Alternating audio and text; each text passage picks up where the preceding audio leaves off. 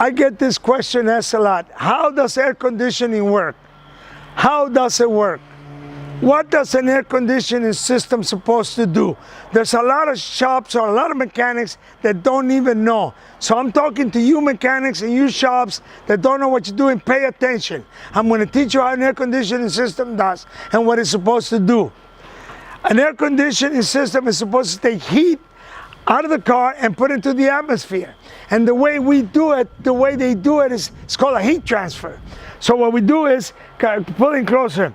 This is inside, it's called a evaporator. So the evaporator has air blowing through it. That's why you always want it on recycling.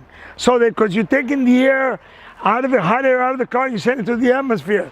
So you take the air and it's going through the heat travels to cold. Since heat travels to cold, then it takes some of the heat and then it takes it out, takes it into the compressor. The compressor pumps it up to maybe 150 pounds of pressure, which is about 120 degrees maybe.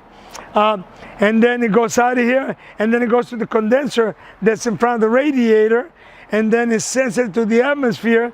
Then it goes through what's called a liquid line. It's either an orifice tube or an expansion valve, and it turns it to a low pressure, and then it's a constant circle. Now, the reason that you want to have the system charged up exactly is because 10% overcharge on 10% undercharge can send your compressor to an early grave. So that's why it's very important that you keep the system charged up correctly. If you do it for a maintenance at my shop, I usually give you guys a little bit of a break because a maintenance is different than coming in with a problem.